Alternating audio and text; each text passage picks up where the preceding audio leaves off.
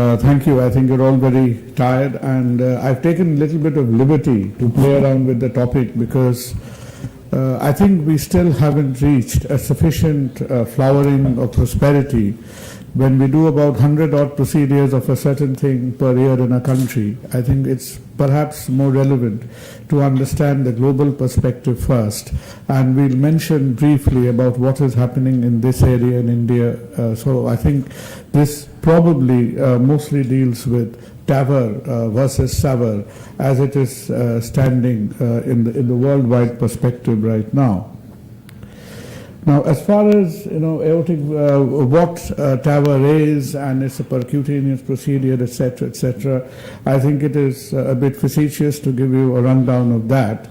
But I think a few fundamental realizations are important, and one of which is that critical aortic stenosis still remains one of the most unforgiving diseases, and more so in a mature elderly population, because if you look at all kinds of problems like breast cancer to lung cancer, etc., so critical aortic stenosis is a condition which still has the shortest 3-year, it's only got a 3% 5-year survival possibility from its time of diagnosis.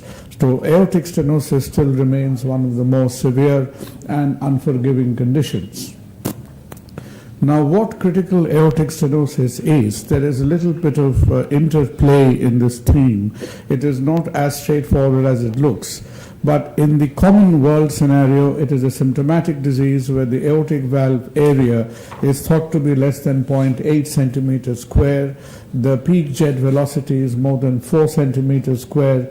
The mean gradient more than 40, so on and so forth. Now, if we go through the last till 2014 guidelines on valvular heart disease, there are like 3 variants of this condition, because as people go on to detect with a lot of echocardiographic accuracy and clarity that what are the nuances in the spectrum of aortic stenosis, there are about 3 subcategories which are recognized. One category is the conventional, what we know about, is a high gradient severe aortic stenosis. The second category is a low flow, low gradient with a low ejection fraction. But perhaps the most confusing subcategory to look at is a low gradient, normal left ventricular ejection fraction with paradoxical flow patterns. So I think this could be an area where cardiologists and echocardiographers would educate us for the present and for the future. Now, like many other innovations in percutaneous valves, it was in 2002 when Dr. Alan Cribier first came up with this idea of at all having the technical dexterity to put an aortic valve through the percutaneous route. But one point to remember is that Dr. Cribier's first few procedures were all done through the transseptal route. So he was not going in through the transfemoral or transapical as was established later on. Now, fundamental to the discussion of the percutaneous valves and surgical valves is what we call the risk analysis. And there are n number of risk analysis modalities. There is the European system, the STS system. Many people have come up with their own, but the most common one is the STS score validity. And the STS score, which was arrived at after looking at more than 140,000 patients, essentially. So the take home from this slide is that when we talk about aortic valve disease in the elderly, especially in the elderly population, we look at a low risk. It means a low predicted risk is less than 4%, an intermediate risk category which is 4 to 8%, and the high risk category of 8%, which is like operative mortality. And look at the last, and 80% of all the patients whom we deal with belong to the low risk category, about 14 to 15% in the medium risk, and about 6% in the high risk. And with a lot of statistical polishing, you see that the actual mortality and the predicted mortality, which is looked at about almost 42,000 patients, are fairly closely matched. Now, the discussion actually starts at the risk factor at the higher end of the spectrum, and I won't really dwell a lot of time on it. But when we look at the STS predicted risk factors of more than 10% or Euroscore 20%, frail patients, etc., now this is where the heart team concept comes in, and there has really been a lot of heart team activity in the aortic stenosis area, where we are expected, I don't think we end up doing this all the time, but we are expected to have an interaction between the surgeons, the cardiologists, the echocardiographers, the radiologists, and probably the team can get even better. Now, we are not, in our day-to-day practice, probably we are seeing some of them now, but definitely not in the same proportion, not in the same percentage as they would see in the European patient spectrum, because there the frailty assessment becomes very important. We just cannot assess a valve, we just cannot look at an EF and creatinine, because the overall patient frailty assessment is extremely important. And there are certain parameters, because there are things like gait speed, grip strength, how the person goes on with their daily activities, the nutritional status, the mental status, and each one of them has further scoring subcategories. And if you kind of fail 3 of the 5 categories, then more often than not, you would not consider to be suitable for a surgical procedure, because that was conventional wisdom. And the background as to why in the early 2000s so much was being discussed regarding aortic stenosis, because that if you look at these slides from all these publications from 99 onwards, it basically means that almost 40% or more of the diagnosed aortic stenotic patients were not being treated. So this is the background. This is the opportunity. This was the opportunity through which percutaneous valve slipped in the playing field. So you almost had the patients were diagnosed, but because of comorbidities, frailties, age, everything put together. So remember, 40% of diagnosed aortic stenotic patients did not undergo any procedural treatment. And the wisdom, as it stood, read something like this, that if you were in a low to moderate risk category, we had the surgical aortic valve. The high risk category, we had already started discussing the percutaneous valves, and when you were considered to be absolutely inoperable, you were just, biding away your time on medical management. And this is an area from about 2005 onwards, there has been explosion of medical literature. We've had 5 sort of trials come up in the New England Journal. There's been 2 Lancet strength publications. So this has perhaps been an area where a lot of high impact medical publications have been flowing around. And if you just look at this, and I've tried to simplify this as much as possible, that this is, in the x-axis you have the comorbidities, and the y-axis you have age, and the higher we go on the line, the risk stratification increases. The green means the medium and the lower risk category, always considered conventionally for surgery, and as the line turns red from yellow, the surgery incidence was decreasing, the probability of percutaneous procedures were increasing. But that is what we believed in the days of simplicity, in the days of innocence. Now what is actually happening now is, as far as the interventional people are concerned, they are actually working their way not up the graph, they are working their way down the graph. Because surgeons had started lower end of the graph working upwards. The interventional people have started at the upper end of the graph and they're working downwards. Because having tackled the high risk patients, the inoperable patients, They are now working down the graph and making stronger and stronger statements. We will see in the next few minutes that percutaneous valves are suitable.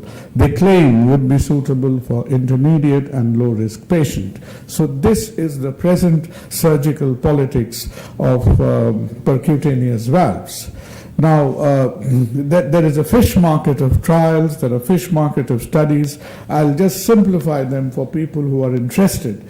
That the operative trials and data sets which are important is, this all activity started with the Edwards-backed partner studies, and you had the inoperable patients who were looked at in partner 1B and core valve, absolutely inoperable. No surgical center ever desired to operate on these patients. They underwent surgical valve replacement, and obviously the TAVR, and TAVR had a good result.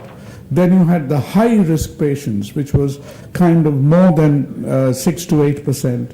They featured in partner 1A, core valve, etc. And the TAVR was found to be equal to surgical valve replacement, all factors put together.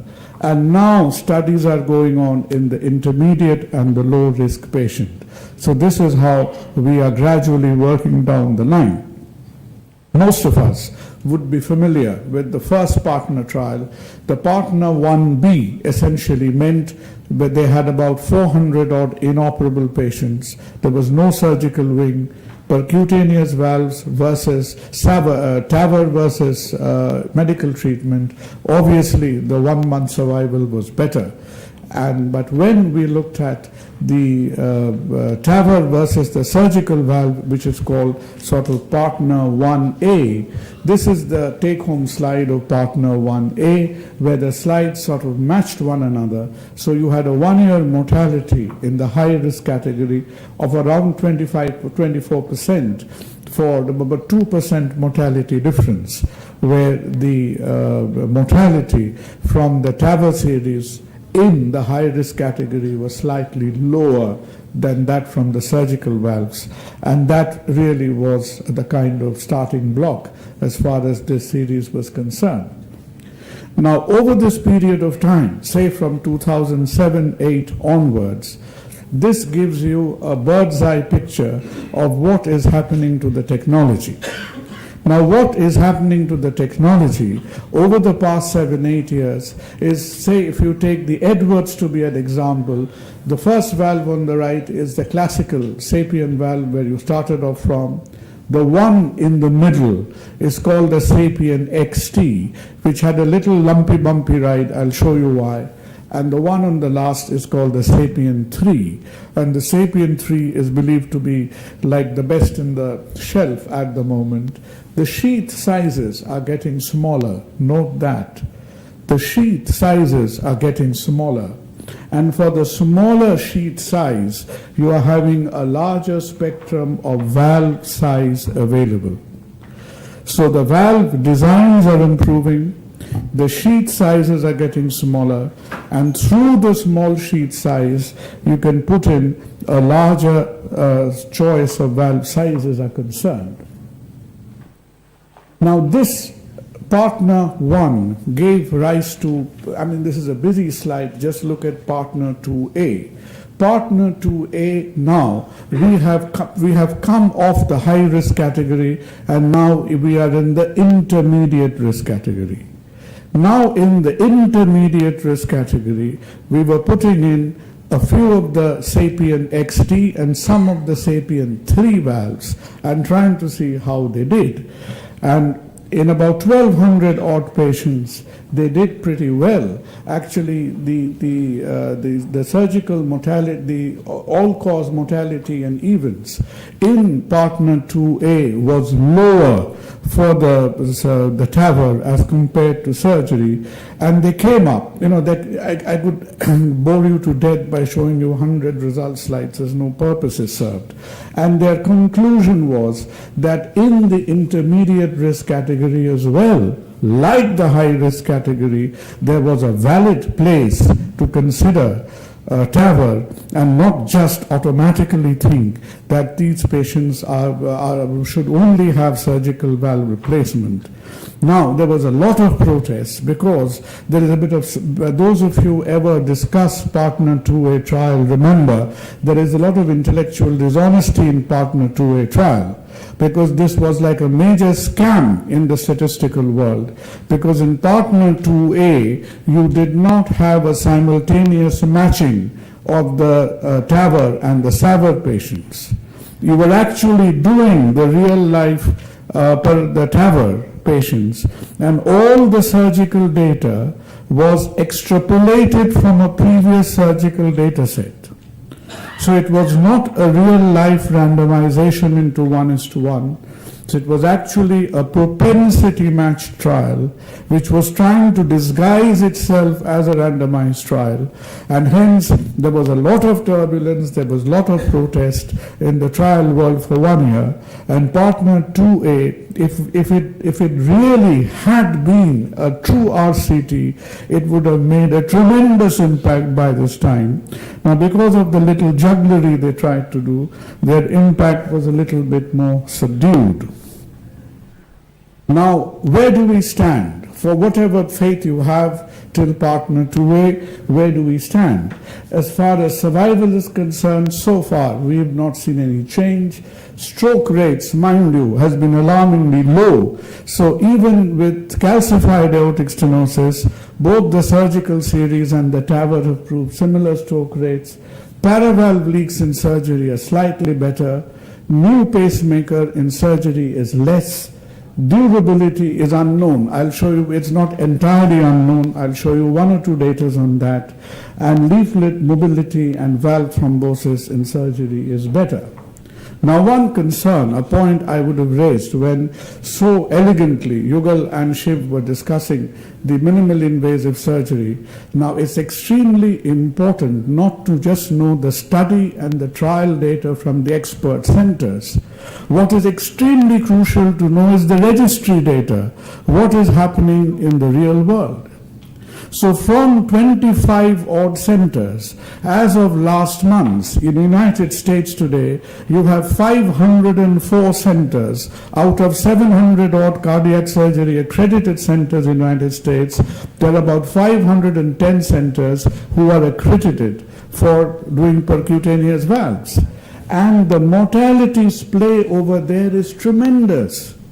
And when in studies we just quote you one figure that we cherry pick, we are just telling you the figure down the middle. And there are a large number of centers who've got higher mortality rates in this 500 odd places which are doing the percutaneous valves. Now, there are some current causes of concern. What are the things which are worrying people? Things that are worrying us is stroke rates in the Sapien XT.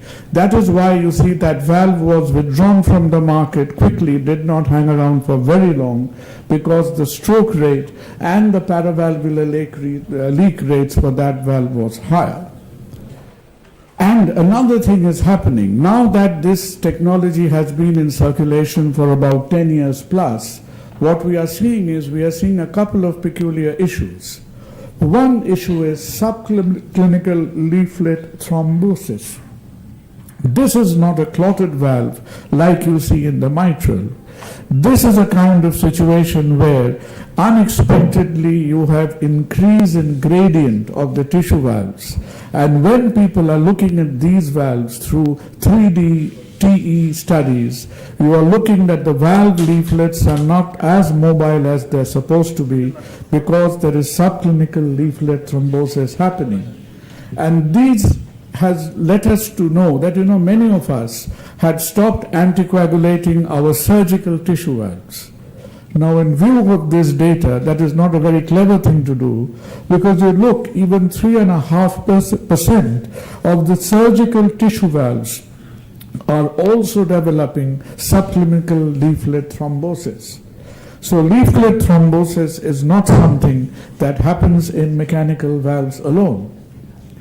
And the statistical significance is hugely significant for TAVR, because the implanted TAVR valves have a 3 times higher tendency to develop the subclinical thrombosis.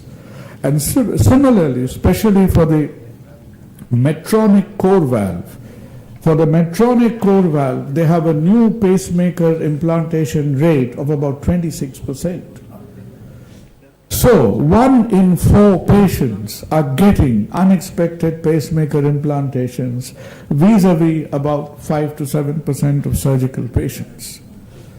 So the longer you stay in the market, the more valves are used, the more of this data is coming into the public domain. I hope that video works. This is like a Chinese copy of a Michael Max slide. This actually shows you, this is where the thrombus lies in the tissue valves.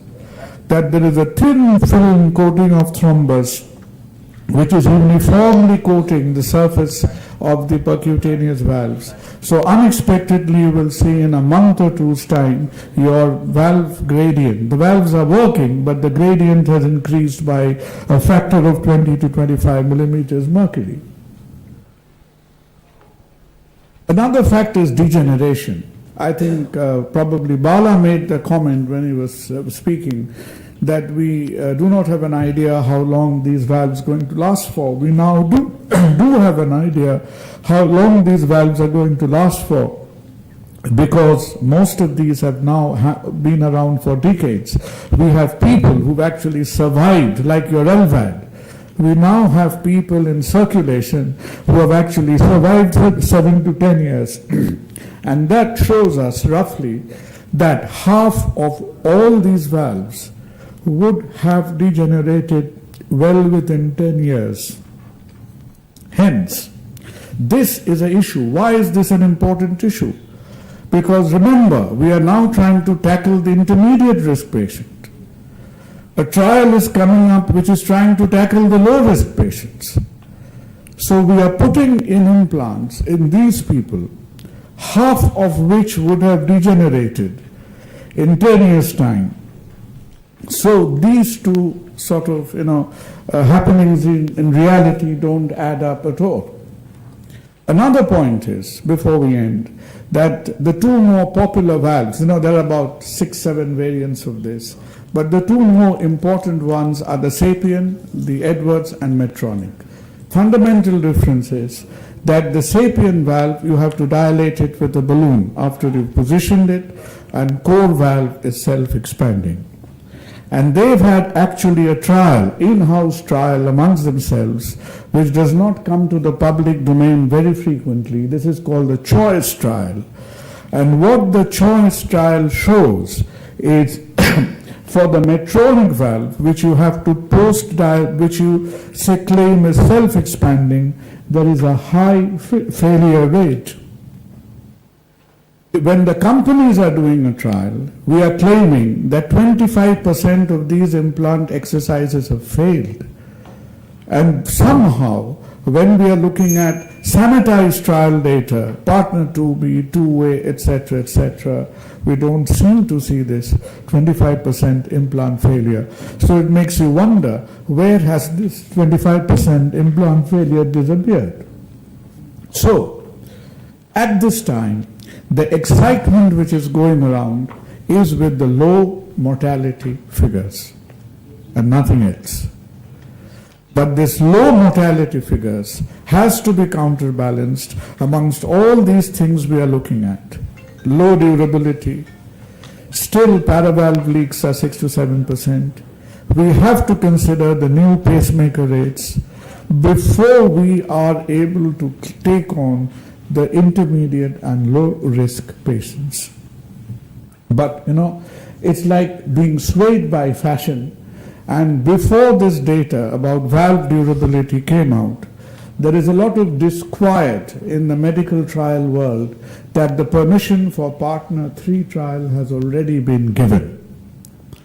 And Partner 3 is supposed to look at 1,200 odd patients in the low risk category.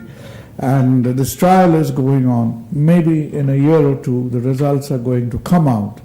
But the environment the statistical environment in which this trial has been sanctioned looks a little bit suspicious.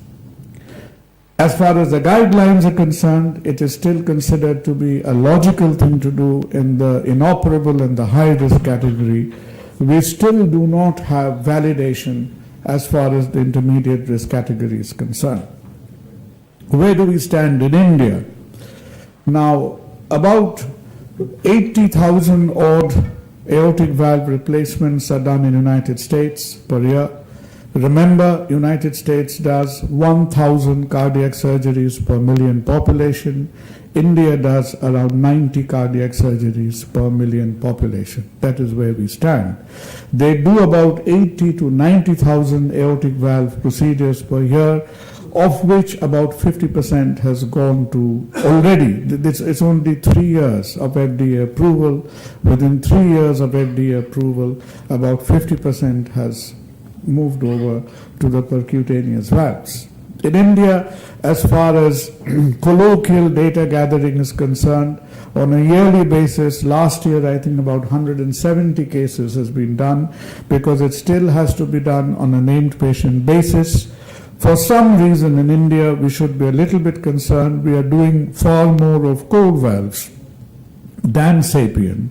I've got no company preferences, but remember, cold valves are known to have more implant failures, because Medtronic has got less legal issues or whatever compliance issues as compared to Edwards in India is concerned. So out of the 170 cases, I think Sapien comprises only 20 of those valves. 150 odd are cold valves in India. The largest concentration of TAVR cases are in the Delhi NCR region. Delhi NCR does about 130 of those 170 cases. The rest of the country added together did about 40 odd. And this exactly is what is happening. It's already 50-50 as far as the TAVR registry in the United States is concerned. And people who are jumping up and down the TAVR enthusiasts, they believe that by the year 2020, maybe surgical aortic valve will shrink to 30% of what it is doing now. But still, I think a lot of, as we have to catch up with technology, as our friends have shown before, for the fear of having missed the train, we have to embrace technology with caution. Let's keep calm. And we should not appear to be like a group of Neanderthals who are opposing the invention of the wheel. But at the same time, a lot of circumspection has to remain when we evaluate data, look around us, and see what's happening in real life. Thank you.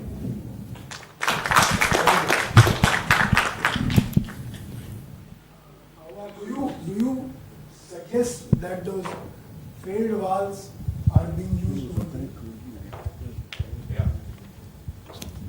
Yeah. Because you see, some of the numbers are not adding up. Because you see, there were, again, if you read between the lines, till 2010 or so, not say 2012 or so, there were very few TAVR patients who were not a part of one trial or the other. So if one trial is showing that I failed to put in valves 25% of the time, and those people are not showing it in the other data sets, it makes you suspicious that we are being economical with the truth, actually. What is the age profile? Sorry? What is the age profile of the patients? Well, by definition, when you looked at partner 2A, the median age was 80 plus.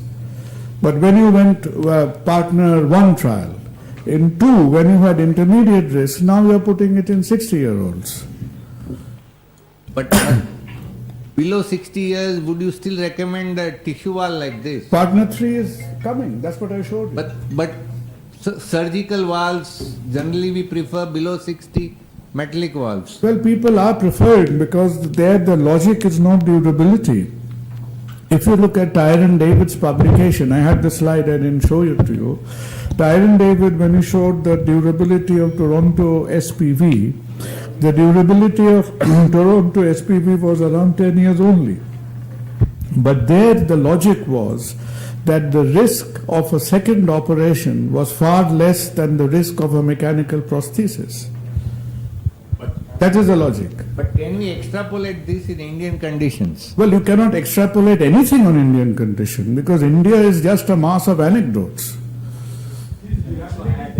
We cannot even extrapolate how many operations we do in India.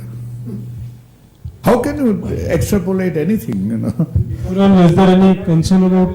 Sorry? Regarding this durability, would they promote valve-in-valve? Well, valve in valve again is being done in that high risk substrate. So there, you may have a logic saying that durability is not a concern. But now that the durability data is coming up, because you see the main common sense is what the companies are really, what they are working towards now is they are trying to do away with crimping. Because what you do is you really mess up the valve leaflets when you've got a 3 valve stitched together and you've crimped the hell out of them. When we operate surgically, you hesitate to touch them with a forceps. And it is the same material that you are crimping and squeezing like a towel and then putting it in a patient. Balloon expanding. And balloon expanding. So there, I think a lot of tissue damage is happening. So the corollary, sutureless aortic valves for the surgeon should improve our... Sutureless, yes. Sutureless probably, it just, I think more, there the emphasis is more on cutting out the operating time. Is there any coronary concern? So, yeah. Kunal, what is the reported coronary concerns, coronary insufficiency in all these series? Coronary compromises, it's actually pretty low. It's less than 3%. Where valves have to be explanted, because you see, the imaging has got so much better. Many of them doing intraoperative TE and CT and all these things. Imaging has got so much better that is pretty low. It's pretty low. I was told that the Ministry of Health has given the directive to all the centers in India that the TAVR should be done by only surgeons, according to the Health Ministry. And he should be the team leader. What is your view about that?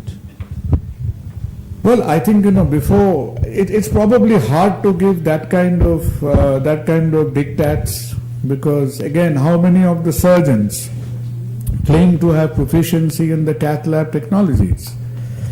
Having said that, if you had a mischievous cardiologist who's leaving you with the duty of putting in a 16 French catheter in a femoral artery, many of us would stutter.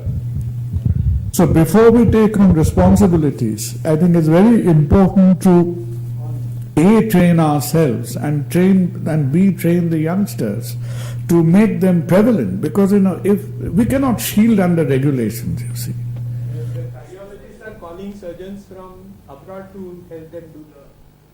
You see, when you say they're calling surgeons, I think Vivek also knows that in this meetings, etc., there are only 2 or 3 surgeons who are doubly qualified and hanging around in this percutaneous valve area. You have Vinay Bapat, you have that French chap, and I cannot think more than the 4th one. And there are probably 400 cardiologists. As I told you, 502 centers.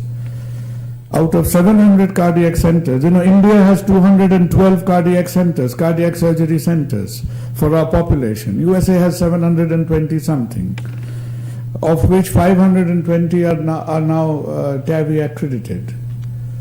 Now the core valve, the Medtronic valve, Yeah. core and now the evaluate. Their platform is a porcine pericardium. Yes.